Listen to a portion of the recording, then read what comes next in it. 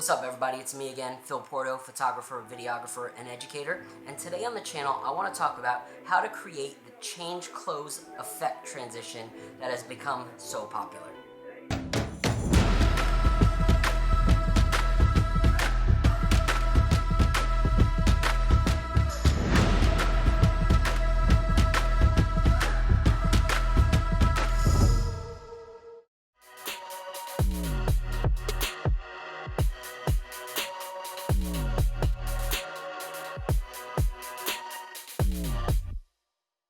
Pick 'em off, pick 'em up. Tell 'em pick a team, so I got the juice. Tell 'em pick a scene. High IQ, kinda like Raheem. Used to show up the class like whatever I seen. Used to do the right thing, kinda like my team. Used to lay back dudes with some really high dreams. Walking through the tunnel, then we flush our pipe dreams. Everybody wanna live, then you biting. Now the boy that started killing it today, everybody feeling it. Everybody want a little bit of lightning, boy. I got the plug if you want the pie. He makes the rain, boy, you want the shot. Let me see my wife first, might take a nod. Step out my bathrobe, had to take a bite. I got the juice, I give the goosebumps, I give him the proof. I got the pie. I just gotta go off on it. I just know to put the sauce on it. I don't care about the cost on it. I just gotta get lost on it. I'm just trying to break loose. I'm about to light the fuse. I just need me a cup. I'ma pour me the juice. I got the juice now. I got the juice now. I got the juice now. I got the juice. I got the juice now. I got the juice now. I got the juice now. I got the juice.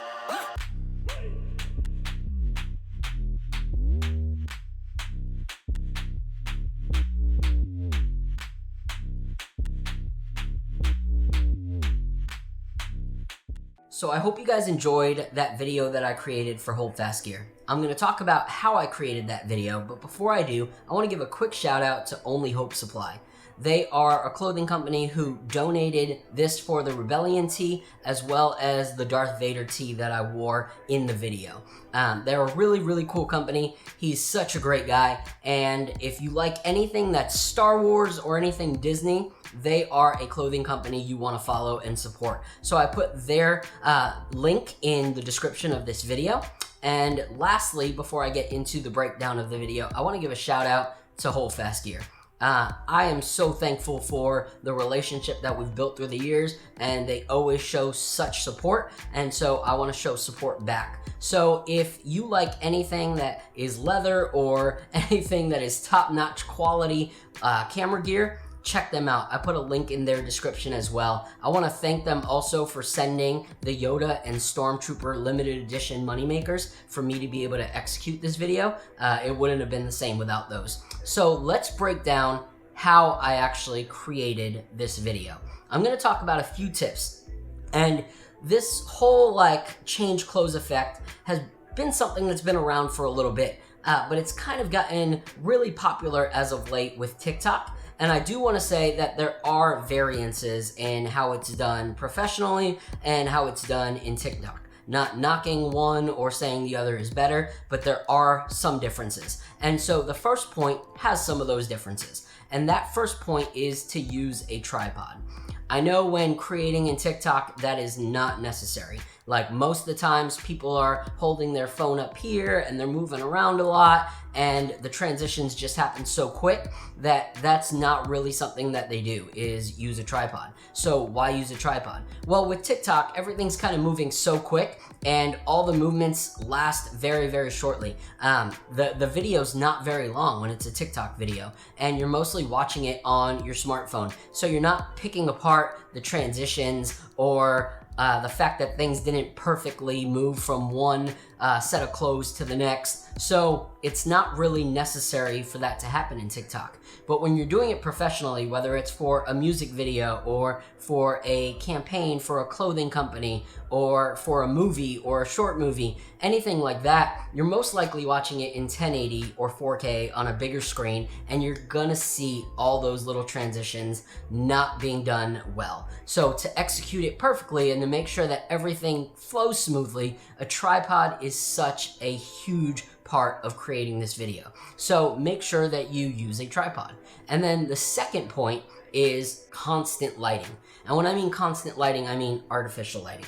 I love shooting natural light. Mostly with all of my photography, it's natural light. However, when creating a video like this, consistency is key. And with natural lighting, there's so many things that can play a variable, that can be a factor. Whether it's the light moving because the sun is now hitting off of building differently and reflecting into your window, or it shifted a little bit because of the clouds, or the sun is starting to set. All those things can change your lighting and can drastically change the video. Because the whole point of the video is to make it look like you're instantly changing clothes. But you have to factor in the fact that you have to pause, then you have to switch your clothes. And for me, I had to switch the money makers and everything as well. And then you have to get back in that last pose and then continue. And so you do that with a few outfits. That's a good amount of time. And so the sun can definitely change in that time, and you want to make sure that that doesn't affect your video. So for me, I use the Klar bi-color LED light, and I use that one because it's just a good light. It's actually the light I'm currently using right here. But I love that light because I can roll it up, take it upstairs, downstairs, move it anywhere that I want, and it's real quick. It's not cumbersome. It's not a burden to carry around. So I love that light. And then for an accent light, I just use the Aperture MC. That's this little guy right here, and I'm going to talk about it a little more, but this light is so versatile. So I was able to just kind of use this as an accent light to allow myself to have a little bit of a pop of color in the scenario that I was in. So first point, tripod; second point, light; and then third point is going to be, do not let things change in the scene. And I say this because I learned this the hard way. So being right now that this is a time that I'm creating during coronavirus, my wife, my son, and I are occupying the same live and workspace all the time, nonstop. And so it wound up being hard for me to actually create this consistently over the amount of time that it took. And so I was in the middle of the shoot and I had most of the outfits. I only had one left to do, and my wife had to do some schoolwork. And she asked, hey, can I print something real quick? I didn't even think of it. I was like, yeah, this will be quick. Why not? So she went to print. Little did I know, it was a syllabus, I believe. And it was like 20 something pages long. And it just kept going. And the battery was starting to die. So I was like, I really need to just get this done. So she was like, okay, well, what if I just close the door where the printer is and you can, record the video? I was like, yeah, that's fine. So I continued to do it. And then I realized while I was looking back at the footage that a piece of paper got stuck in the door. And so I had to re-record everything, but because of the battery, I had to wait till the printer was done, so I hit stop, which actually moved the camera a little bit on the tripod, and then it was not the same. So I thought I got it back to the same spot. I went and I recorded it again, and then when I uploaded the footage to kind of see how everything looked, I noticed that my wife moved the chair in order to print, and I didn't catch that, and there was no way to move it back. So I had to start completely over again. And so I was doing it, everything was going good. Then my 2-year-old woke up from his nap, because that's pretty much the only time I could have done it in the living room. And what happens? He wakes up, I have to take a pause. I look over to see him playing in the living room, but he's playing with my light, and he's changed the white balance, he's changed the percentage of how much light was actually coming out, and so that scene was completely shot. I could not get it back to where it was. So I completely started over for the third time and then was able to finally get it done. So when creating it, make sure that you have enough time to do everything and to make sure that none of the variables around you change. 4, match your movements. So this is key. To make sure that you can change from one outfit to the next, you kind of have to make sure that wherever you stop is where you pick up again. And so a lot of times I would do a movement and then I would have to make sure, and I would think that I had it, but then I watched it back and I wasn't really 100%, so I had to do it again. And so there's ways around doing it multiple times. A lot of them that I've seen have had very similar movements where it's kind of just a little bounce back and they look great. But me, being me, I always seem to have to dramatize things, and so I had to make sure that it was a little more extreme for the effect that I wanted. So my movements had hands moving all over the place, me jumping back, my neck moving, and so I had to remember how I ended a movement to then start a movement. So sometimes it was easy, sometimes I had to watch it back a few times, and sometimes I had to then like redo it 3 or 4 times to kind of match that movement. So matching movement is huge. And so there's a few things that you can do to make sure that your movements match as much as possible. So one thing I got from Brian Francisco when I was watching his video was to put tape down where your feet are going to be. And this allows you to make sure that you are stepping in that same position, especially when you like grab your clothes and switch them and everything like that. It's kind of a big deal to make sure that you know where you were standing. So a little bit of blue tape on the ground will allow you to make sure that you are getting exactly back to the spot that you were at previously. And then another thing for matching your movements is to kind of have an idea before you start one scene how you're gonna end. So for the one where I was holding the moneymaker, I had to make sure that I held it in the same spot as my chest, and then I kind of pushed myself back in that same spot. So don't just try to match the movement from the halfway point, redo that first movement that you ended the previous scene with as much as possible. There are little things that we'll talk about in editing that can help if it's not perfect, but you want to get it as perfect as you can in camera, because if it's not, you're going to notice it and it's going to be a big deal. So make sure that you are matching those transitions. Then the next, let's talk about post-production and how I did my post-production. And so I'm gonna actually just cut to my screen right now to show you the things that I was talking about.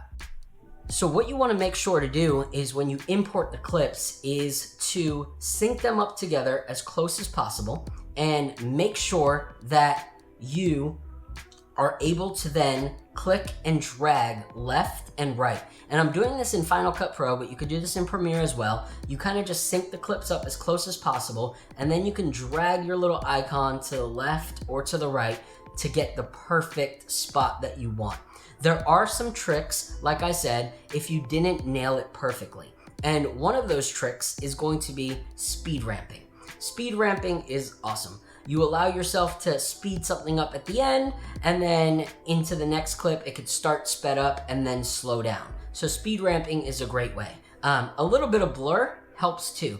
And sometimes, even though it's not always the coolest effect, and I don't love it as a transition most of the time in anything professionally, but in something like this, being able to do a quick cross dissolve kind of helps. But it's got to be very, very short, and usually it kind of works hand in hand with that speed ramping. So what's great about post is you're pretty much just finishing the project. So what I tell a lot of people is don't expect post to be something that is going to fix your errors. Try not to do errors. Most of my production and post-production is done in camera. So making sure that those transitions were as close as possible in camera is key, because it'll make the transitions in the editing a lot simpler.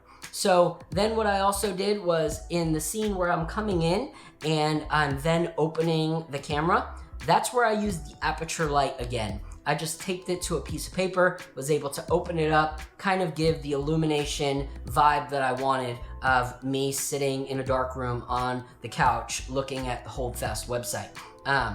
You can use your own light that comes from the Mac or the PC. However, that light is not always flattering or even, and sometimes it's really just not bright enough to make it effective. So something like the Aperture MC is key to be able to use in different scenarios like that. And that's why I love that light, because it is so versatile.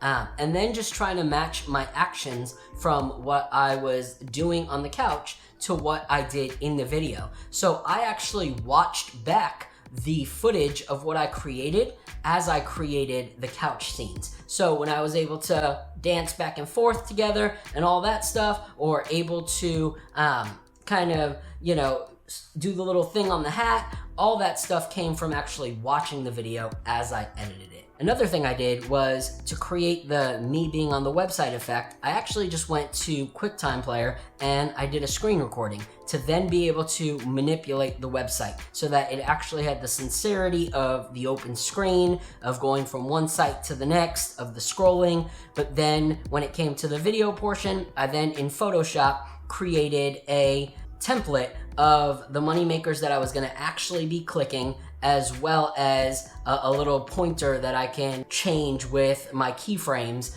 and be able to create that effect. So if you look at the Holdfast website, you'll see some similarities, but I also took some creative liberties as well to be able to create the effect that I was really going for. So the last thing I'll say is be flexible and versatile when creating a shoot like this. So I initially set out gear, like clothes gear to the max. I had, pants, I had shoes, everything matched, and I was super stoked on the matching job that I created. And then I realized like the whole point of this video was not to show a dope pair of sneakers, but to show the actual leather gear that I was promoting. So I was able to then just go from here on up and be willing to make that transition from what I initially wanted to what was actually best for the video, and then go from there. And so there were certain things that I also did when it came to like my movements that I wanted to do that I realized might not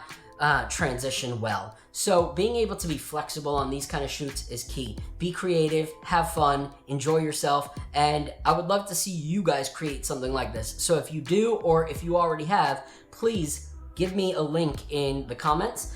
If you like this video, let me know. If you hated this video, let me know. Either way, support Only Hope Supply, support Holdfast Gear, and until next week, I'll talk to you later, and God bless.